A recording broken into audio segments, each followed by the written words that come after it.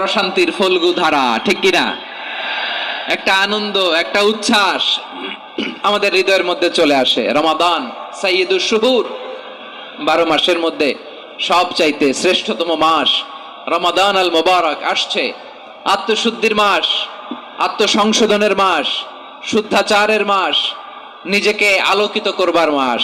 এই রমাদানুল মুবারকে আমাদের কি করণীয়, কি বর্জনীয়, what to do and what not to do, এই টপিকসের উপর কিছু কথা আপনাদের সামনে উপস্থাপন করব ইনশাআল্লাহ। ওমা তাওফীকি ইল্লা বিল্লাহ। আল্লাহ তাআলা ইরশাদ করছেন, شهر رمضان الذي أنزل فيه القرآن هدى للناس وبينات من الهدى والفرقان। আল্লাহ বলেন রমাদান এমন একটা মাস যে মাসে কোরআন নাজিল করা হয়েছে, আর এই কোরআন হচ্ছে বিশ্ব মানবের জন্য পথ নির্দেশিকা, হেদায়েতের সুস্পষ্ট বর্ণনা এবং সত্য মিথ্যা পৃথক করার আসমানি মানদণ্ড রূপে জামিনে আমাদের জন্য কোরআন নাজিল করেছে কে? আওয়াজ করে বলেন তো, আল্লাহর নাজিল করা এই কোরআনে কোনো ভুল আছে? সন্দেহ আছে? সংশয় আছে?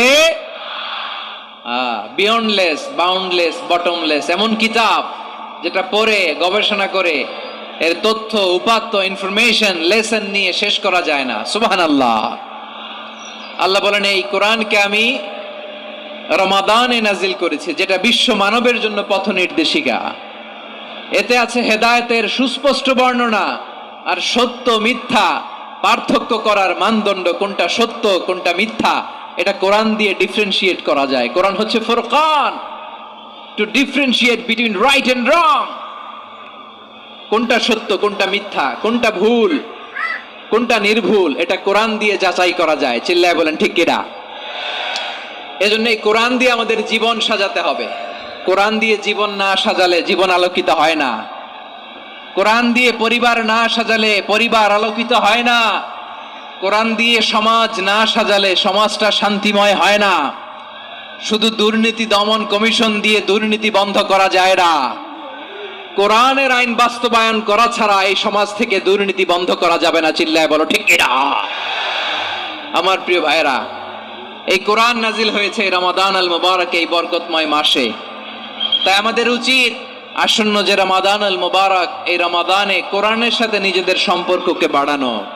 আপনি কি জানেন কোরআন নিয়ে কোন ফেরেশতা পৃথিবীতে এসেছিল? জানেন?